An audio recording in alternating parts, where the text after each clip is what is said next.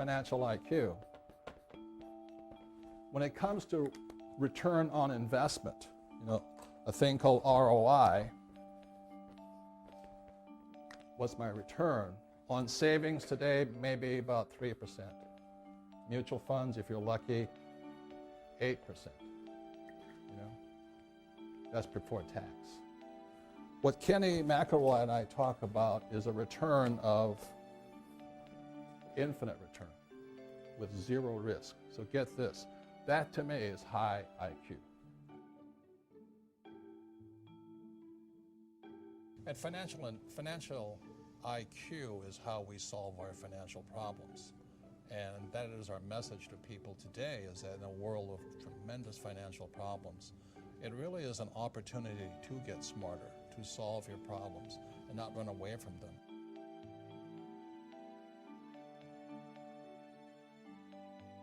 I'll tell you how we've done it maybe on our last deal. What we did was I went to Robert with an investment that we had. It was a 256-unit apartment house in Tucson, Arizona.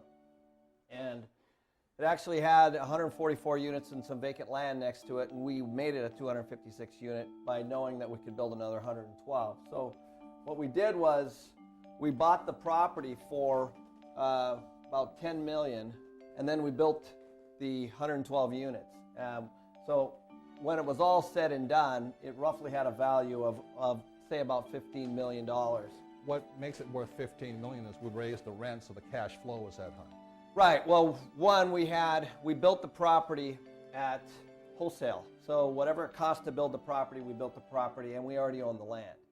So we used the land to get a construction loan to build the property, so we didn't have any more money out of pocket. And I think we had about $3 million invested in this particular property. And the bank had financed $7 million. Right. So after about a year and a half, we were able to build the property, and at that time, based on our estimation, it was worth about $15 million. So then what happened was, because we chose Tucson because we knew the market was being oversupplied with population was growing, and that particular area had actually an undersupply of rental housing. Plus, University of Arizona is there, and anytime there's a big school there, the demand for housing is high. Right. So what we did was we knew that we were going to have some pretty good rent growth. And also, when we bought the property, we knew that there was some rent growth within the existing rent roll from the owner that we got. So we went out and we did a market survey, and it showed us that we had $50 to $75 within the rents on every single unit on the 144 that were there. So we knew that we could raise those rents, and we also knew that we were buying in an area that was most possibly going to increase the rents. So then what happened was we had experienced some very, very good rent growth, almost 20% over the next 3 years. Plus we had the rents increase on the units that were there. So what happened was we decided we were going to refinance. And the bank told us that our value was $18.5 million. Basically, that was the appraisal.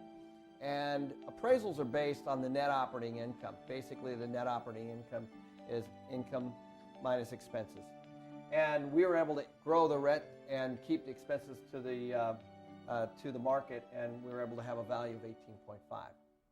So now, keep in mind, we bought it, and for 10 with the land, we had some construction costs in there. At the time, I think we owed about $12 million on it. That was with the construction loan, plus what we originally had.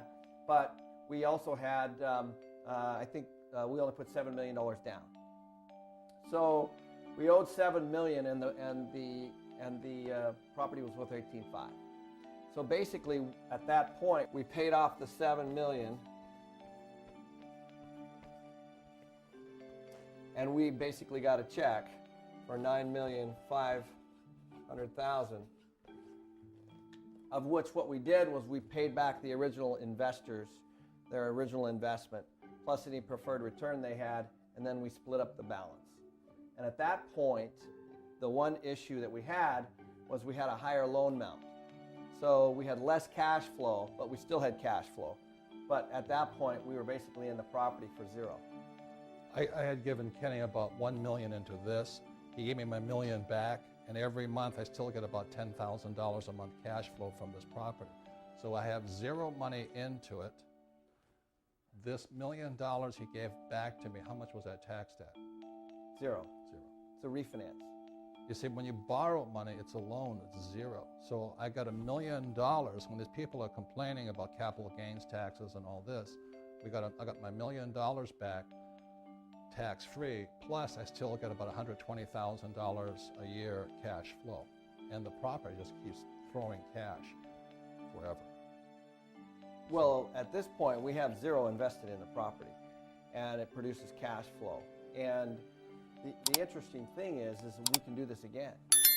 And again, and we have done it again. Yeah. We do it constantly. We have thousands of these units. And right now we're in the middle of a big subprime mess. Is this slowing us down?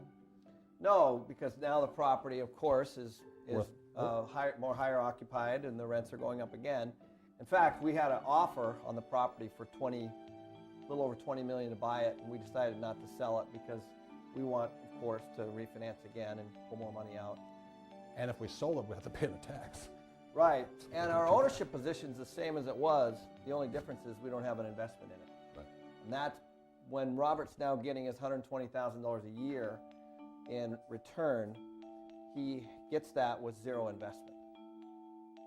Very, very low, zero risk. I don't have any money in it. It now belongs to the bank, technically. Yeah, the bank is your friend. So this is an example of high financial IQ, extremely high returns, zero taxes legally, and very low risk. I love real estate. I think it's the best thing going, better than sliced bread. But if you're not smart with it, it's like a loaded gun. You know, you can protect yourself or you can kill yourself with it. So real estate is, to me, the best vehicle, but you've got to be smart with it because we're using debt. And debt is the two-edged sword out there. But the more debt you use, actually you have to be smarter. So you can use debt to get richer. You can also use debt to wipe you out. So that's why, I continue on saying we need financial education. To just say to somebody, get out of debt, well, that's not accurate. Financial IQ is how we solve our financial problems. And that is our message to people today, is that in a world of tremendous financial problems, it really is an opportunity to get smarter, to solve your problems, and not run away from them. So it's really a good time, a tough time. Like you say, we don't want to go through them too many times.